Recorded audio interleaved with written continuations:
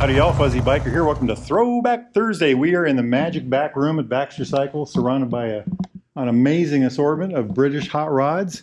But what are we going to look at today? Well, motorcycle I actually know very little about, but I'm just overwhelmed by its beauty, so I think we'll go with this one. It's just a fabulous looking thing. This is a 1974 Norton Roadster 850. There's a tag for it. It's got this red, white, and blue paint job. Got a lot of shiny parts, just a lot of shiny everywhere. Everything is just beautifully done. I mean, it's just a fabulous looking thing. Does not have electric start. That's where the starter would go. I think 75 was the first year for the electric start. It's just a beautiful looking thing. You know, we saw a little bit of this bike a week or so ago. Just a clip, it was up on the stand getting worked on. Looks like concentric carburetors, a pair of those. You know, overhead valves, cams are down here. Points are under this cover here. Here's a mechanical tack drive. Just look at this art. I love this kind of thing, and this is really a king of it all. Got a little slant to the forward to the engine compared to the Atlas, which had the more vertical thing, and also 750. Story goes they had to make these special intakes to get this to bend because they leaned the motor forward. I love these oil lines right here. Looks like the oil comes from down here, up, and into these. And they probably, so from here they go into the valves, where the rocker arms are, and then they probably fall back down the intake tubes onto the cams and then into the sump and then pumped into the tank. But what a beautiful, beautiful looking machine. Just a gorgeous thing, isn't it? Just a beautiful thing. I'm not sure what this is. Y'all know, please post. It's got that rubber mount for the engine already on this one. Elasto, whatever they call it.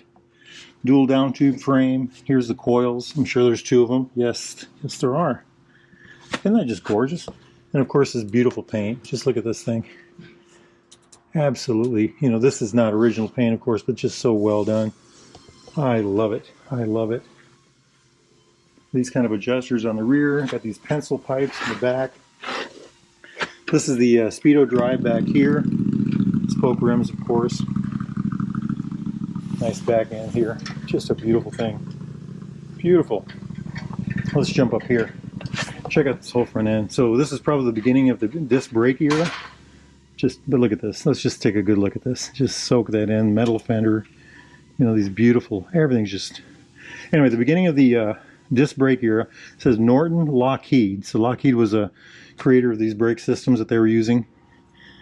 Just a beautiful... If you feel these discs, they feel thicker than modern ones. I don't know why that is, but a little overbuilding maybe. Big single piston right there. You know, hydraulic. Here's the hydraulics up here. Just slowly. We'll look at this in a minute. But very well done. Look at that hub. Isn't that just beautiful? Polished hub. I like everything about this. We'll get a good look here. The looks like the transmission and the engine are still separate. Maybe that was a trait that carried Norton all to the end. If you look at this, I'm sorry we're so tight in here, but I don't want to have to move the bike. This single bolt is what held this whole cover on. There's no perimeter bolts or fasteners on this here. So this is put on with a gasket. This bolt's tight and that sucks the whole thing in, tightens it all up. Something else to look at here. So here's the brake. Runs a cable right here, and that cable runs back to the shoe. So it's a drum brake on the rear. You know what I was looking for the other day was the electronics for this. Where would that be? Oh, right back here. Check that out. So that was the electronics of the time, microelectronics of the time for the brake light. I just want to point this out. It was the same thing on the other side, but look at how these are attached. Beautiful. Kickstart only, of course. There's a kicker. Big old air cleaner. I like it. I like that a lot. Cover on this side. Cover on that side. I suppose you got to pop the seat to pull the to check your oil, maybe. Not sure about that. If you all know, like I said, please post. This is, like I said, a video of opportunity, so we're just kind of taking what we can. Made in England, Norton. There's a beautiful back end there. Look how thin those tires are compared to modern bikes, you know. Just really well done. Look at these open springs, tube swing arm. Just a fabulous thing. Fabulous thing. Check out that front end. I like it. Let's jump up here. So let's look at the, it's got these kind of a barrel-shaped grip. Maybe a hot rod clutch right there. I'm guessing that's the choke. Not sure what all these are. Very nice bike. That's probably a kill switch here. Gauges on this are Smiths. They are Smiths. These are probably magnetic and not the chromatics anymore. This is your headlight switch here, off and on. Your high-low switch is over here, probably one of these. I'm just guessing. That one maybe. Maybe one of these are the blinkers, not sure. Same thing on this side. Beautiful, beautiful. And then check out this gas cap, if I can figure out how to make it work. I think you push that in and it pops up like that. Oh, very nice. That's a new rubber gasket and everything. So, same thing to put it down. Little snap. So, there's the button. Push it in. Pops open. I like it. Very well done. Very well done. But it's just a beautiful machine, isn't it? Absolutely beautiful machine. Center stand, of course. I like that a lot. Just a fabulous machine. Some of the other bikes in here we're going to take a quick look at. We're going to try to do a video on this pretty soon. But there's a lot more to this particular motorcycle that I know of. And I'm waiting for the guy he's out of town, the guy that knows all about it. And I want to get some good information for you all on this one. But really neat. It's a Trident motor. And I think we did a video on this one already. But anyway, if y'all are interested in anything like this, or a newer used Royal Enfield, Triumph, classic vintage bike of any type, get yourself down here to Baxter Cycle in the mighty metropolis of Marnie, Iowa.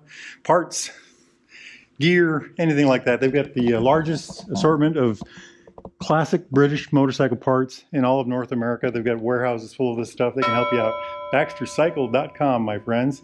Now get out there and ride. Wahoo!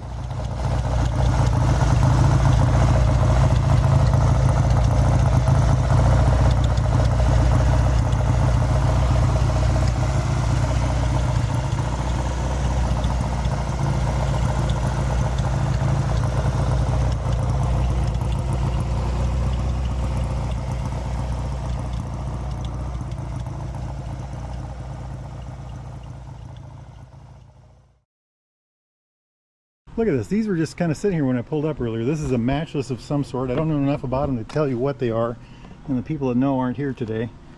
This is a customer's bike, so we cannot even try to ride them. Looks like a parallel twin. I would guess it's an overhead valve. Single carburetor. Here's an oil tank, so dry sump. Looks like the transmission and the engine are separate. Here's a gear indicator, 4-speed. Kick start. I don't see a starter anywhere. Looks like a distributor there, so there's probably coils somewhere. Really nifty, isn't it? Not sure. It's got a nacelle. Check that out. Isn't that cool? Very nice. Very nice. Kind of a good looking bike, isn't it? Very unique. I wish I knew more about it. If I find anything else out, I'll try to put in the writing.